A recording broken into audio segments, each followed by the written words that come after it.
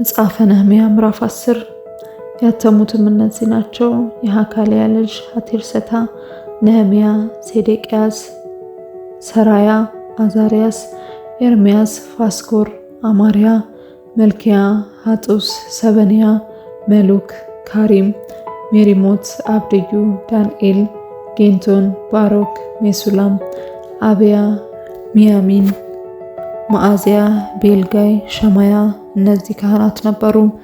ሌዋውያኑም የአዛንያ ልጅ ኢያሱ፣ ከኤንሃዳድ ልጆች ቢኑዊ፣ ቀድምኤል፣ ወንድሞቻቸውም ሰባንያ፣ ሆዲያ፣ ቆሊጣስ፣ ፌንያ፣ ሃናን፣ ሚካ፣ ረአብ፣ ሐሸቢያ፣ ዘኩር፣ ሰራቢያ፣ ሰበንያ፣ ሆዲያ፣ ባኒ፣ ብኒኑ።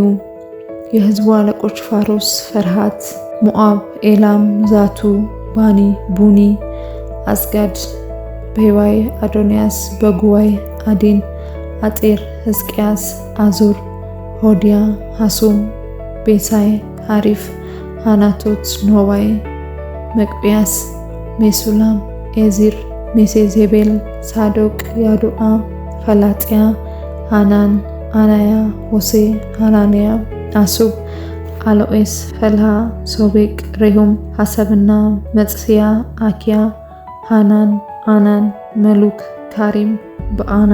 የቀሩትም ህዝብ ካህናቱም፣ ሌዋውያኑም፣ በረኞቹም፣ መዘምራንም፣ ናታኒምም ከምድርም አሕዛብ ወደ እግዚአብሔር ሕግ ራሳቸውን የለዩ ሁሉ ሚስቶቻቸውም ወንዶችና ሴቶች ልጆቻቸውም የሚያውቁትንና የሚያስተውሉትም ሁሉ ወደ ወንድሞቻቸው ወደ ታላላቆቻቸው ተጠጉ። በእግዚአብሔር ባሪያ በሙሴ እጅ በተሰጠው በእግዚአብሔር ሕግ ይሄዱ ዘንድ የጌታችንንም የእግዚአብሔርን ትእዛዝ ሁሉ ፍርዱንም ሥርዓቱንም ይጠብቁና ያደርጉ ዘንድ እርግማንና መሐላውን አደረጉ።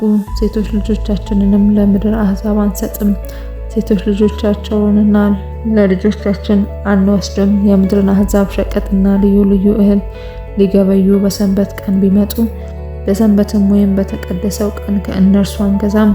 የሰባተኛውንም ዓመት ፍሬና ዕዳን ማስከፈል እንተዋለን ብለው ማሉ። ስለ አምላካችንም ቤት አገልግሎት፣ ስለ ገጸ ህብስትም ዘወትርም በሰንበትና በመባቻ ስለማቅረብ፣ ስለ እህሉ ቁርባንና ስለሚቃጠል መስዋዕት፣ ስለ በዓላትም፣ ስለተቀደሱትም ነገሮች፣ ለእስራኤልም ስለሚያስተሰርያው ስለ ኃጢአት መስዋዕት፣ ስለ አምላካችንም ቤት ስራ ሁሉ በየዓመቱ የሰቅል ሂሶ እናመጣ ዘንድ ትእዛዝ በራሳችን ላይ ያደረግን።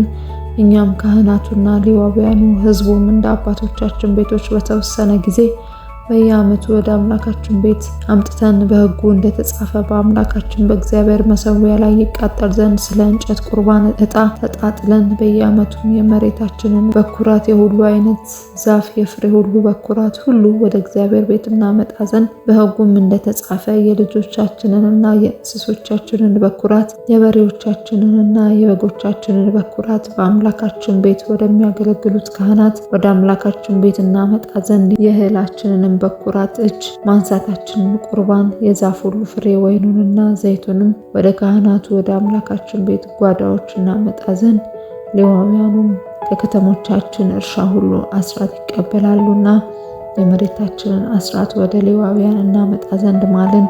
ሌዋውያኑም አስራቱን በተቀበሉ ጊዜ የአሮን ልጅ ካህኑ ከሌዋውያን ጋር ሁሉ ሌዋውያኑም ያን አስራት ወደ አምላካችን ቤት ወደ ጓዳዎች ወደ ዕቃ ቤት ያምጡት። የእስራኤል ልጆችና የሌዊ ልጆችም የእህሉንና የወይኑን የዘይቱንም የማንሳትን ቁርባን የመቅደሱ ዕቃዎችና የሚያገለግሉት ካህናት በረኞቹና መዘምራኑ ወዳሉባቸው ጓዳዎች ያግቡት።